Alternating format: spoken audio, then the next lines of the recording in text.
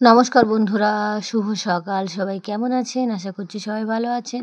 আমি সুমনার নিউ ব্লগে আপনাদেরকে সবাইকে স্বাগত। যে যেখান থেকে ভিডিওটা দেখছেন ভালো থাকবেন, সুস্থ থাকবেন। আজকে সোমবার, শ্রাবণ মাসের লাস্ট সোমবার।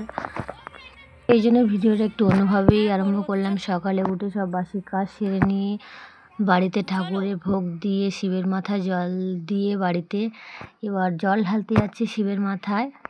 ভূষণাও যাচ্ছে, বাঁক নিয়ে বেরিয়ে গেছে আমাদের এখান থেকে।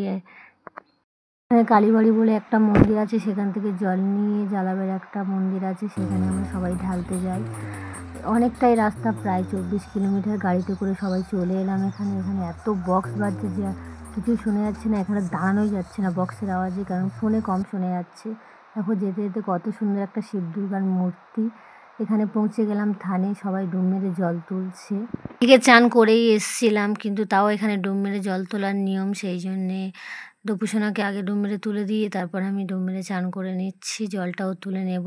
দেখো একটা ননদকে ক্যামেরা ধরতে বলেছিলাম, ও বাচ্চা মেয়ে ভুল করেছে একটু ক্যামেরা ধরতে। সে যাই হোক, দেখো ডুব ডুব মেরে উঠে জল শিবের মাথায় জল ঢেলে নিয়ে আমরা বেরিয়ে যাব, কারণ অনেকটাই রাস্তা। আর এখানে এত ভিড় যে ক্যামেরা করার পজিশান নেই। এখানে শিবের মাথায় জল ঢেলে নিয়ে আমরা চলে যাব হেঁটে হেঁটে, কারণ অনেকটাই রাস্তা। দেখো দপুসোনা আগেই চলে যাচ্ছে হেঁটে। দপুসোনা কতটা যেতে পারবে জানি না, কি কারণ ও বাচ্চা ছেলে। 23 কিলোমিটার রাস্তাটা তো মুখের কথা না, অনেকটাই রাস্তা।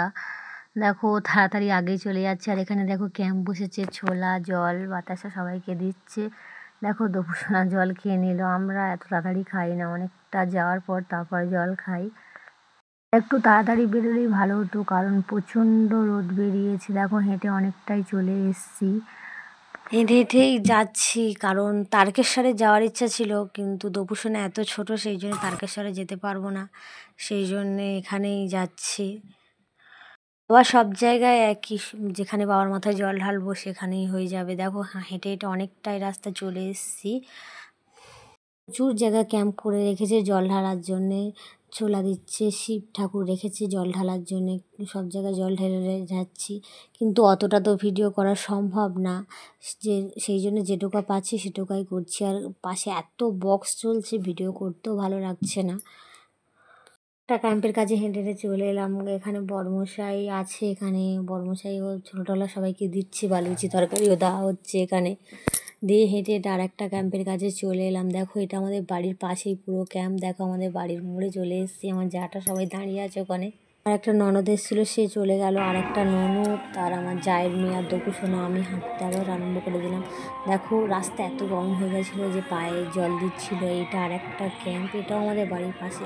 এখানে প্রচুর ক্যাম্প হয়েছে, প্রচুর ঠাকুর, সব মাথায় জল ঢেলে যাচ্ছি। সব তো ভিড়, কত সুন্দর শিব ঠাকুর নিয়ে যাচ্ছে, যে যেখান মধ্যে কষ্ট করে বাবার মাথায় জল ঢালতে যাচ্ছে, সবাই কষ্ট করে যাচ্ছে। দেখো দপুসোনা চলে গেল ওর বাবার সঙ্গে গাড়িতে সাইকেলে উঠে, কারণ ও যেতে পারছিল না, ওর শরীরটা প্রচণ্ড খারাপ হয়ে গেছিলো।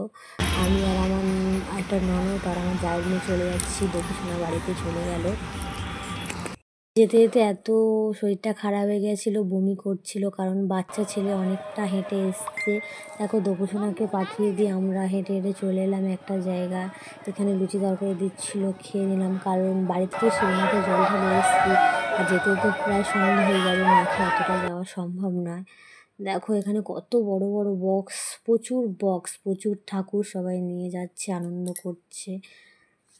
এছাড়া তো শ্রাবণ মাসে প্রত্যেক সপ্তাহে যায়, কিন্তু আমাদের এখানে শ্রাবণ মাসের লাস্ট সোমবার যায়, সবাই আনন্দ করে বক্স নিয়ে মজা করতে করতে যায়। শুধু ঠাকুরগুলো দেখো কত সুন্দর, আর কত বড় বড় ঠাকুর, দেখলে মন প্রাণ সব জুড়িয়ে যাবে, এত সুন্দর ঠাকুর।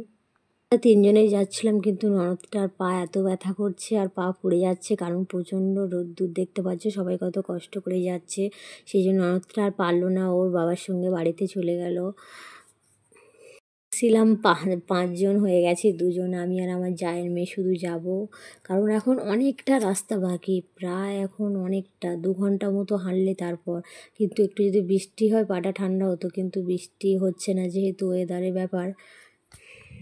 এখন বাজে প্রায় 2টো। দেখো সবাই কত কষ্ট করে যাচ্ছে ঠাকুরের মাথায় জল ঢালতে। আমি আর আমার জায়ের মেয়ে হেঁটে হেঁটে যাচ্ছি, দুজনের মুখ চোখের অবস্থা দেখো, এত রোদ্দুর, মুখ চোখ পুরো কালি হয়ে গেছে আর পা তো অলরেডি ফোস্কা পড়েই গেছে। দেখো কত বড় বক্স, এখান থেকে পারই হতে পারছিল না।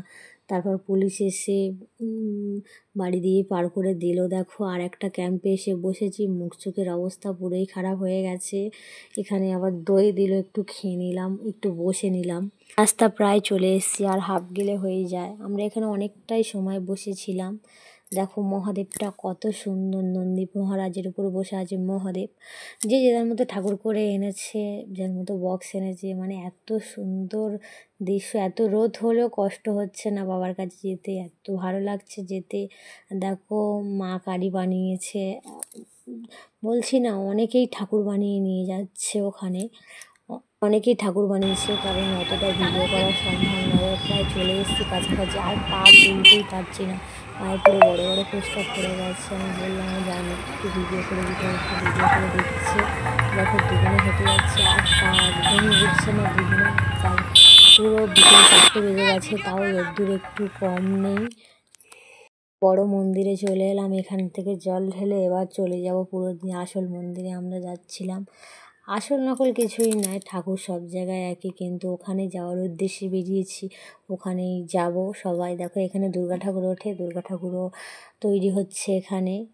আবার জল ঢেলে হাঁটতে আরম্ভ করে দিলাম। দেখো পুরো গেটের কাছে চলে এসেছি হেঁটে হেঁটে। এখন প্রায় 5টা বেজে গেছে, সেই সকাল 11টায় বেরিয়েছি আর 5টার সময় পৌঁছেছি। কারণ আমাদের একটু দেরি হয়েছে, কারণ অনেকে বাড়ি যাচ্ছিলো। দুপুরসোনা শরীরটা খারাপ করলেও বাড়ি গেলে দেখা একটা দাদা পুরো মানে যেখানে কৈখালি থেকে গন্ডি কাটতে কাটতেই জ্বালা বেড়ে এসছে। দেখো আমরা এখানে দাঁড়িয়ে আছি। দেখো বন্ধুরা লাইনটা কত বড়, আর দেখো 5টা বেজে গেছে, রোদ্দুর কিন্তু একটুও কমেনি। দেখো সবাই কষ্ট করে এসছে, সবাই লাইনে দাঁড়িয়ে আছে। লাইনটা দেখো প্রচণ্ড বড়, তোমরা হয়তো ফোনে দেখে বুঝতে পারছো না, কিন্তু সামনাসামনি এলেই বুঝতে পারতে। প্রচণ্ড ভিড়, প্রচণ্ড ভিড়, আর পায়ের তো ফোস্কা পড়ে গেছে, কষ্ট খুব হচ্ছে, কিন্তু বাবার কাছে এসছি, কষ্ট না করলে হবে না। লাইন দিয়ে যেতে যেতে সন্ধ্যা হয়ে গেছে, প্রায় 7টা বেজে গেছে। আমরা সেই 5টা থেকে লাইনে দাঁড়িয়ে আছি, তারপর লাইন ঠেলে ঠেলে যাচ্ছি। দেখো কত বড় রাউন্ড করে লাইন, আর কত লোক এখানে জল ঢালতে এসছে। কারণ এখানে কালীবাড়ি থেকেও জালাবাড়ি জল ঢালতে যায়, ওপারে একটা রাস্তা আছে, কৈখালি থেকেও জল ঢালতে আসে, সেই জন্য এত মানুষ।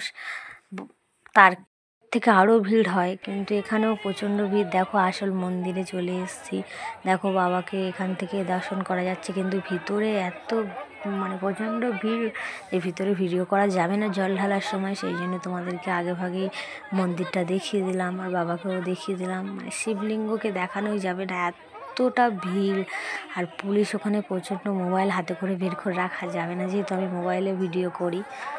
সে আওয়াজ শুনেই বুঝতে পারছো যে কতটা ভিড় হয়েছে, কিন্তু বাবার মাথায় জল ঢাললে সেই কষ্ট আর কষ্ট মনে হবে না।